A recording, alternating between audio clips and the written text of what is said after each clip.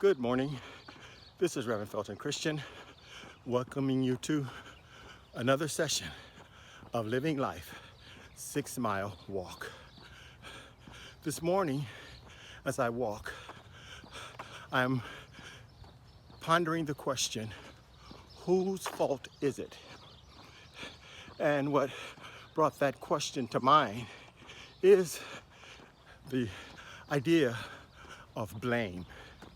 Blame is the response to a situation in an attempt to assign responsibility for a particular fault in someone's character, in a series of events or activities, in failures, whether personal or professional. Blame is also involved in our spiritual development and growth. Too often, people resort to blame, that is, finding fault in others who they have deemed responsible for their own shortcomings. If in fact we are to grow as individuals, as Christians, as professional people, as good neighbors, we must realize that the question to be asked and answered is not whose fault is it, but what can we do, or what can I do to help resolve the situation?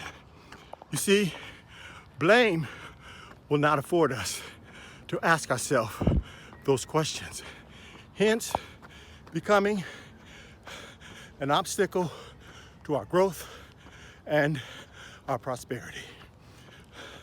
Sometimes it's important to realize that blaming others or even blaming yourself is counterproductive, especially as we try to come up with solutions to our various challenges.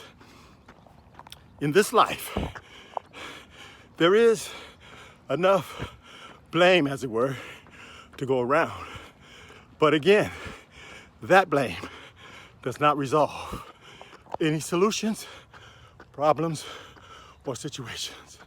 So, my encouragement to you this morning is don't blame others, neither blame yourself, but seek, yes, to take responsibility. Seek, yes, to hold others accountable. But these are very different things than blaming.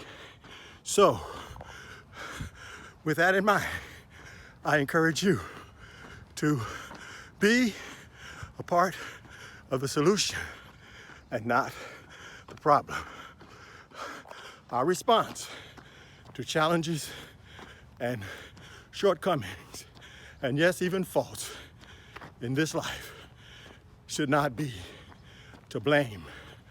So let us refrain from blaming, that we might grow together. It's Reverend Felton Christian, once again asking you to join us at covenantguard.org for more inspiration and information.